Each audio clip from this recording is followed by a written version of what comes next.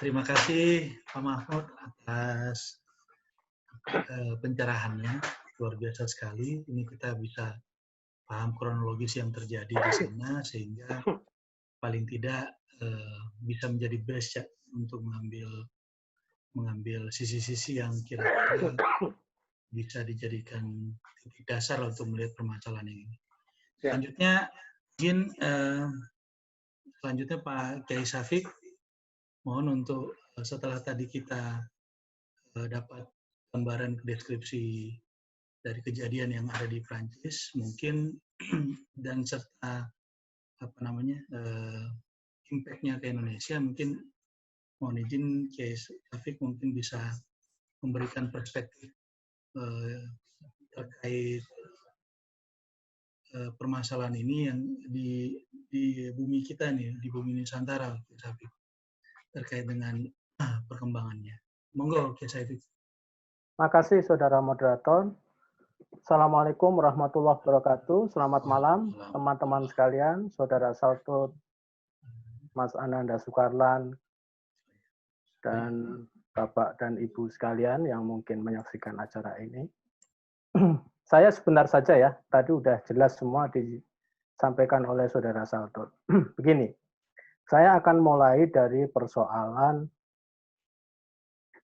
mengapa kesalahpahaman itu bisa terjadi terhadap apa yang terjadi di Prancis dan apa yang dilakukan oleh pemerintah kita dalam merespon masalah Emmanuel Macron ini. Kalau saya lihat pertama, persoalannya memang terletak kepada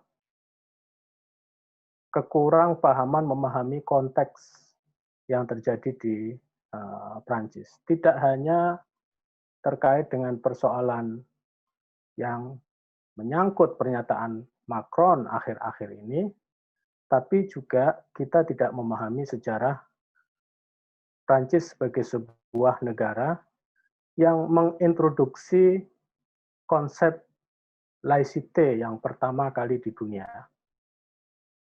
Dan kalau kita melihat sejarah Prancis, ini satu-satunya negara yang memiliki pengalaman yang tragis dengan agama.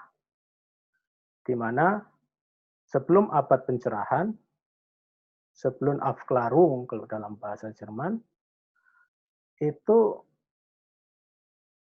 masyarakat Prancis pada saat itu berada dalam kondisi yang tertekan, bahkan memiliki pengalaman yang buruk tentang agama, terutama dominasi gereja Katolik.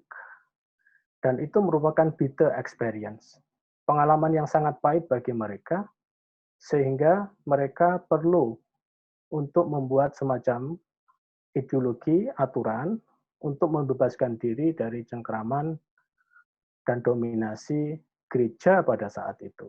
Itu yang membuat mereka memiliki pengalaman yang tidak baik tentang agama. Dan saya kira ini mungkin kalau saya tidak bisa menyebut satu-satunya, karena yang terjadi di Jerman tidak sepersis itu, kemudian yang terjadi di Belanda tidak sepersis itu, tapi di Prancis memang mereka banyak dirugikan oleh dominasi gereja pada saat itu, sehingga menimbulkan perlawanan sipil. Mereka mengembalikan martabat kemanusiaan, dan salah satu yang diintroduksi pada saat itu adalah bagaimana melokalisir agama sebagai urusan pribadi, sebagai urusan privat, tidak menjadi urusan publik. Nah, kita tidak memahami persoalan itu sampai sekarang, sehingga kita melihat bahwa seolah-olah pemerintah Prancis dengan Emmanuel Macron-nya memang memiliki kesengajaan untuk membenci Islam. Sebetulnya yang dimarginalisasi atau yang dieksklud oleh tradisi Prancis dengan laicity-nya bukan hanya Islam, tapi juga agama-agama lain. Penampakan-penampakan simbol di ruang publik, baik Yahudi maupun Kristen maupun Islam, itu tidak diperkenankan. Pada tahun 2004 saya secara khusus mendapatkan award dari pemerintah Prancis untuk belajar bagaimana sebetulnya Prancis menerapkan laicite. Saya berkeliling dari Paris ke Lyon, ke Marseille, ke beberapa tempat lain untuk menemui imam-imam masjid, imam-imam besar di lokasi-lokasi tersebut dan membuat perbincangan dan wawancara dengan mereka bagaimana sebetulnya pandangan mereka terhadap konsep laicite yang diberlakukan di Prancis. Hampir semua yang saya temui itu mengatakan bahwa justru dengan konsep laicite, di mana agama tidak diurus oleh negara, umat Islam di sana bisa berkembang dengan baik. Artinya mereka memiliki keleluasaan untuk mengembangkan agama mereka karena agama Islam dan agama yang lain tidak diurus negara, tapi dikembalikan dan diurus kepada masyarakatnya. Terutama mereka mengembangkan sektor-sektor pendidikan. Dan mereka bilang, apabila agama itu diurus oleh satu ideologi yang bersumber pada satu nilai agama Eropa, apakah Judaism atau Christianity, maka itu lebih tidak menguntungkan bagi umat Islam. Justru ideologi yang dalam bahasa Inggris disebut ideologi sekuler, meskipun tidak sama persis, karena pemaknaan laicite sekarang sudah sangat beragam, dari yang ekstrim sampai yang soft, ya. Dengan penerapan ideologi tersebut, umat Islam memiliki satu kesempatan dan satu ruang, ya, yang mereka bisa gunakan. Kalau mereka diatur oleh satu ideologi yang berdasarkan agama tertentu, jelas kedudukan umat Islam itu akan menjadi umat yang kalau dalam bahasa fikih kita disebut apa ya, kaum dhimmi. Dalam sistem politik Islam, komunitas non-Muslim yang hidup di bawah protektorat negara Islam disebut sebagai dhimmi. Dia dilindungi dengan cara membayar pajak kepada negara. Itu sistem politik klasik Islam. Sekarang sudah tidak ada sistem seperti itu. Nah, keadaan yang demikian itu sehingga saya memiliki satu pemahaman bahwa selama ini memang kita agak salah memahami itu. Nah, tradisi laicite yang demikian kuat ini sudah dipraktekkan berabad-abad oleh masyarakat Prancis jauh sebelum komunitas imigran itu datang ke Prancis sebagai labor, ya. Setelah Prancis hancur dalam Perang Dunia Kedua. Ini komunitas-komunitas seperti dari negara seperti Turki, kemudian Aljazair, kemudian Maroko, dan lain sebagainya, datang ke Eropa, sebagaimana juga mereka datang ke Jerman, datang ke Belanda untuk mencari pekerjaan, dan itu merupakan generasi pertama mereka datang ke ke Prancis. Nah, laicite, kalau kita katakanlah mengatakan sudah mulai sekitar abad 16-17, berarti itu sudah berabad-abad sekali, dan para imigran Muslim yang datang dari negara-negara Muslim itu baru masuk ke kawasan Eropa ya sekitar setelah Perang Dunia Kedua itu. Yang boomingnya terjadi pada tahun 60 dan tahun 70. Kebanyakan mereka datang untuk mencari pekerjaan. Nah, karena mereka ke Eropa itu mencari pekerjaan, sehingga nilai-nilai agama itu mereka kesampingkan. Dalam pengertian mereka beragama Muslim, dari Turki ya beragama Muslim, dari Maroko beragama Muslim, beragama Islam, Aljazair beragama Islam, dari negara-negara Afrika juga beragama Islam. Mereka tidak terlalu mempersoalkan masalah aturan-aturan yang harus dipatuhi oleh mereka ketika mereka hidup di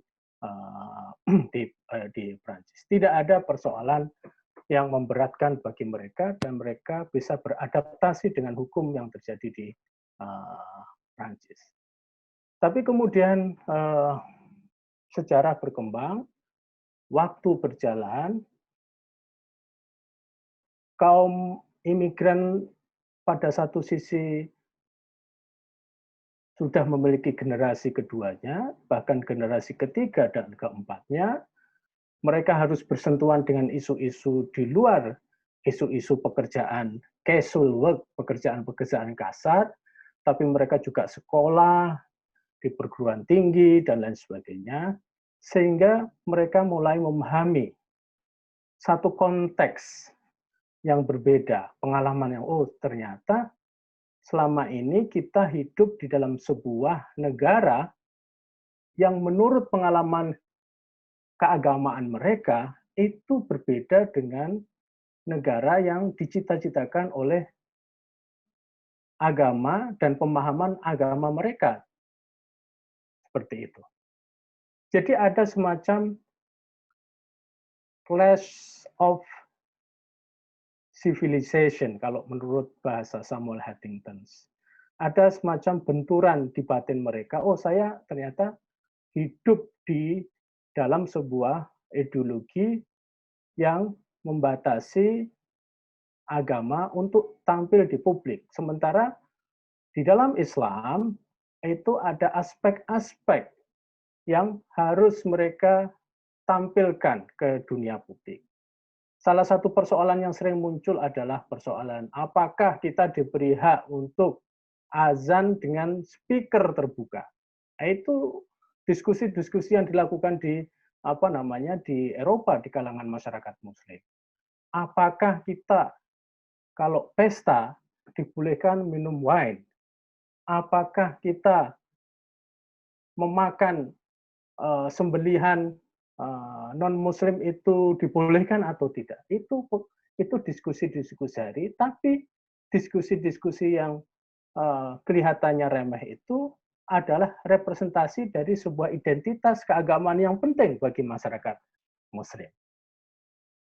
Nah, keinginan-keinginan yang seperti itu, yang didorong oleh identitas keagamaan itu, lalu berbenturan dengan apa yang terjadi di ruang publik, di mana pemerintah Prancis dengan ideologi laicity-nya membatasi kehadiran agama di ruang publik. Sebetulnya tidak hanya pada umat Islam, tapi orang Yahudi juga tidak bisa membawa topi Yahudinya ke kantor pemerintahan, juga ke universitas ketika mereka mengajar, atau ke sekolah ketika mereka menjadi guru. Itu juga tidak bisa. Membawa salib itu juga tidak bisa. Tapi mereka mungkin sudah memiliki pengalaman lebih lama dengan Eropa dibandingkan dengan umat Islam yang datang belakangan. Sehingga ada semacam cultural shocks terhadap fenomena yang mereka hadapi saat itu. Nah, fenomena-fenomena seperti ini kan ada yang bisa ditanggapi oleh masyarakat, oleh negara, ada yang tidak bisa ditanggapi. Kalau tidak bisa ditanggapi, mereka akhirnya mencari semacam ruang-ruang di luar itu, ya, mungkin di dalam masyarakat Prancis, Muslim masyarakat Prancis sendiri, tapi di era digital seperti ini, mereka memiliki jaringan yang luar biasa, ya, di negara Eropa. Karena mereka memiliki jumlah imigran yang cukup. Turki misalnya, itu imigrannya cukup banyak tersebar di seluruh negara Eropa. Hampir seluruh negara Eropa ada masyarakat Turkinya. Maroko juga cukup lumayan banyak di Belanda dengan di Prancis dan lain sebagainya. Nah, sementara itu, karena masyarakat Prancis dan negaranya sudah memelihara konsep di mana agama itu bukan merupakan kategori penting di ruang publik, sementara masyarakat Islam menganggap agama itu kategori penting di ruang publik, sehingga terjadi benturan tadi. Pertanyaan saya, apakah masyarakat Prancis mau menerima mau menerima ide baru yang bisa mengurangi kebebasan berekspresi di masyarakat mereka yang mereka sudah pelihara berabad-abad. Apa yang saya sebut dengan tradisi baru itu misalnya dalam konteks Charlie Hebdo adalah apakah masyarakat Prancis dan negara Prancis dengan freedom of expression-nya itu mau menerima satu bentuk ajaran yang menurut umat Islam menjadi ajaran pokok dan sangat penting, yaitu menghormati orang suci, menghormati Rasulullah Shallallahu Alaihi Wasallam. Nah, Macron dengan jelas dia mengatakan bahwa tidak secara langsung, tapi mereka tidak bisa menerima ajaran itu. Mereka tidak bisa menerima ajaran-ajaran penghormatan terhadap orang suci, karena mereka menganggap itu bukan wilayah yang penting bagi mereka, ya, bagi orang bagi orang Prancis.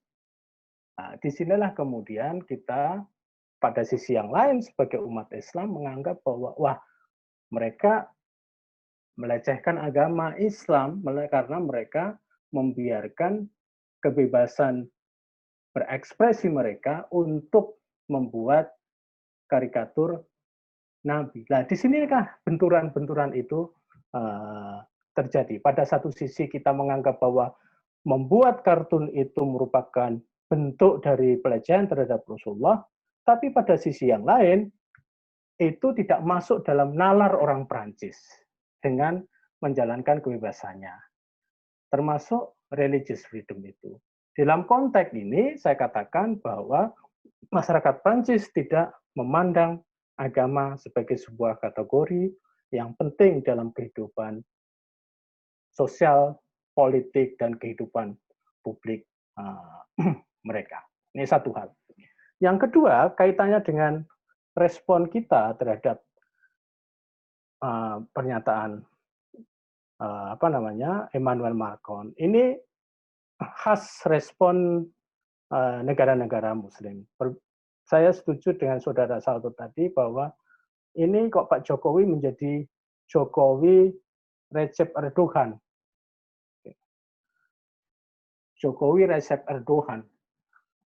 Artinya sikapnya persis seperti sikap Pak Erdogan. Tapi kalau saya amati dan saya lihat, secara politik ya, kalau tadi saya bicara hal yang sifatnya akademis, secara politik saya lihat bahwa Jokowi akan memanfaatkan ini untuk mengambil hati Muslim konstituen Muslim. Dan secara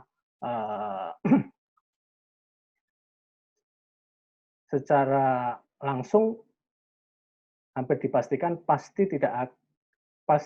komentarnya ya akan seperti itu. Gitu. Pernyataannya sudah bisa diduga akan seperti itu. Karena ini merupakan hal yang kompleks ya. Kalau di Indonesia itu antara politik dan agama kan masih campur. Gitu. Masih saling bisa digunakan dan dimanfaatkan. Saya kira meskipun kalau mau netral sedikit sebetulnya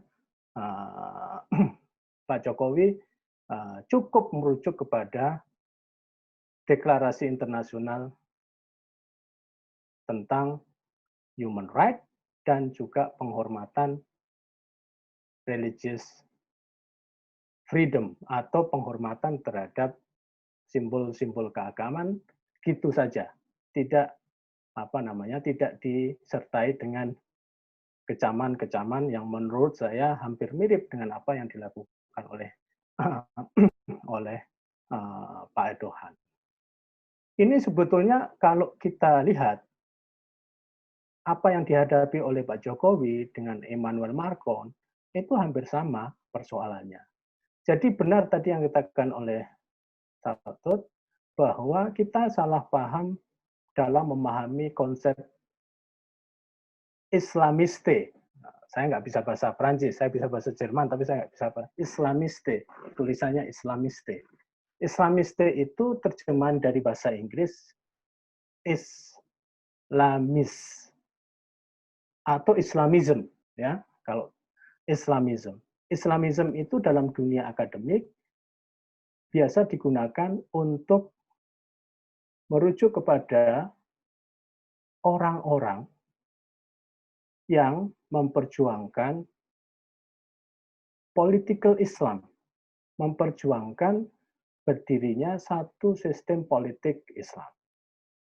Dan Macron menganggap bahwa yang dia sasar bukanlah masyarakat Muslim secara umum, tapi masyarakat Muslim yang memperjuangkan ideologi dan politik Islam. Macron menganggap bahwa mereka melakukan perjuangan yang paralel, ya, perjuangan yang paralel dalam sebuah negara Prancis, ya, untuk mendirikan atau untuk mengimplementasikan prinsip-prinsip political Islam. Makanya istilah yang digunakan adalah Islamis. Itu beda dengan Islamic, kalau dalam bahasa Inggris Islamic. Saya nggak tahu apakah ada yang membantu membaca berita itu dari Departemen Luar Negeri yang nggak bisa membedakan antara Islamic dan Islamis gitu. Saya kira husnudonnya nggak ada ya. Tapi ternyata dalam pernyataannya menurut saya ada kesan bahwa kita ya, salah memahami apa yang dikatakan oleh Macron. Tidak semua umat Islam menjadi musuh Macron. Bahkan mayoritas masyarakat Muslim di Prancis itu justru sekarang berada di balik Macron. Gitu. Kalau demikian yang terjadi, lalu siapa sebetulnya yang dikutuk oleh kita? Gitu. Misalnya Saudi Arabia yang kita kenal sebagai negara yang memiliki banyak kelompok Islamis, itu pernyataannya masih agak lumayan.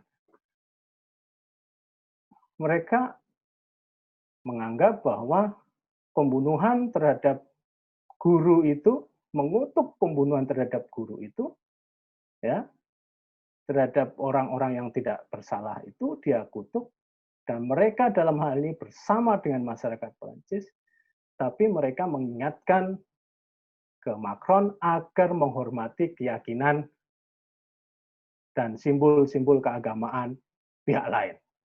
Nah, kalau ini yang dinyatakan kan bagus. Dalam pengertian bahwa itu kita mengkritik. Saya juga nggak setuju dengan Macron, tapi itu cara kita mengkritik terhadap mereka. Karena kalau kritik yang kemarin itu seolah-olah kesannya kita bersama-sama dan berada dalam satu gerbong dengan kelompok Islamis yang yang diwaspadai oleh Macron dalam konteks Prancis. Nah, kalau mau ditanya apakah ada pengaruhnya nanti secara persis ke dalam bentuk meningkatnya radikalisme Islam di Indonesia atau tidak, saya kira ini adalah respon yang biasa, respon yang terjadi di mana-mana juga seperti ini, dan ini juga merupakan cara untuk memanfaatkan apa yang saya sebut dengan istilah internasional event untuk mengekspresikan bahwa umat Islam ini masih ada giginya. Mereka menggunakan ini untuk menunjukkan kepada dunia internasional bahwa mereka bukan kelompok yang bisa diperlakukan semena-mena. Kalau terjadi, maka terjadi. Kalau terjadi persoalan ini, maka akan ada yang disebut dengan retaliasi. Itu seperti itu. Tapi kalau misalnya apakah nanti akan menimbulkan gelombang baru, terorisme, dan lain sebagainya, saya kira tidak sejauh itu. Kalau di Indonesia. Tapi kalau di Prancis saya tidak tahu karena beberapa hari kemudian terjadi pemboman di Vienna,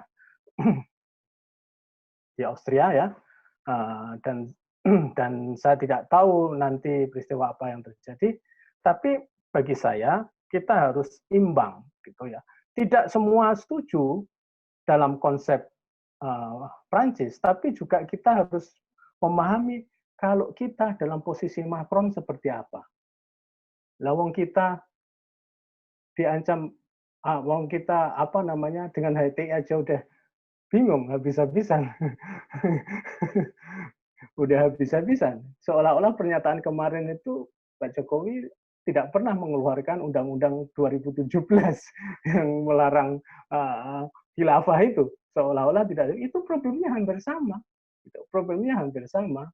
Bagaimana kalau Prancis itu dianeksasi oleh ideologi yang mengancam ideologi nasional mereka. Sama dengan di Indonesia, bagaimana kalau Indonesia dianeksasi oleh ideologi yang berbeda dengan Pancasila, katakanlah seperti ideologi khilafah yang sudah resmi dilarang oleh pemerintah Indonesia. Bagaimana? Apa yang dilakukan oleh Jokowi? Apakah sama dengan Macron atau tidak? Nah, ini yang perlu kita renungkan secara bersama-sama, paham bahwa ini ada dimensi politiknya dan ada dimensi politik pribadinya Pak Jokowi untuk memperbaiki citra di mata kelompok-kelompok yang selama ini sangat kritis kepada beliau. Tapi pada sisi yang lain, pernyataan kita juga akan berdampak pada terutama hubungan antara Prancis dan Indonesia. Saya kira kalau sebagai diplomat ya itu sudah dicatat semuanya. Sudah dicatat semuanya dan akhirnya kita yang akan membayar itu semua di belakang hari. Karena itu kalau kita membuat pernyataan-pernyataan yang bersifat internasional, memang kita harus hati-hati dan harus semua mempertimbangkan baik buruknya. Tidak hanya untuk kepentingan sekarang, tapi juga untuk kepentingan yang akan datang. Itu saja dari saya ya, Mas Moderator dan Pak Darsum. Terima kasih. Assalamualaikum warahmatullahi wabarakatuh. Ya, terima kasih. Terima kasih Syekh Syafiq. Tadi poin pertama dari Pak Syafiq adalah bahwa sebenarnya sistem politik di Prancis itu sebenarnya malah menguntungkan kelompok Muslim ya, karena justru tidak memberi ruang bagi kelompok agama mayoritas untuk mendominasi kehidupan negara gitu ya, sehingga semua bisa setara, semua agama termasuk Muslim yang terakhir datang berimigrasi ke Prancis. Nah, kemudian di akhir pemaparan Syekh Syafiq tadi, sepertinya memberi PR buat Pak Hikmahanto nih, tentang hubungan Prancis dengan Indonesia ya. Nanti mungkin Pak Hikmah nanti sebagai pakar hubungan internasional ya, mungkin bisa memberi pencerahan buat ini. Ya, baik, terima kasih Syekh Syafiq. Sekarang Mas Ananda sudah bergabung dengan kita ya. Selamat malam, Mas Ananda. Halo semua, apa kabar? Sorry saya telat ya tadi gabungnya baru Iya. 7:30 atau gimana gitu. Jadi saya nggak ngikutin dari awal sih. Iya, tadi kita mulai juga telat. Oke. Ya, sudah bergabung juga Pak Hikmahanto. Selamat malam, Pak Hikmah. Ya, selamat malam semuanya. Assalamualaikum semua. Ya. Sehat semua ya. Waalaikumsalam, ya, sehat semua. Nah, Mas Ananda ini kan lama bermukim di Eropa ya. Mas Ananda juga seorang musliman yang tentu kebebasan berekspresi itu satu hal yang sangat penting sekali. Bahkan mungkin paling utama ya untuk sebagai seorang seniman. Nah, mungkin bisa berbagi pengalaman atau pengamatan Mas Ananda tentang hal ini di Prancis dan juga perbandingannya dengan Indonesia. Silakan Mas Ananda.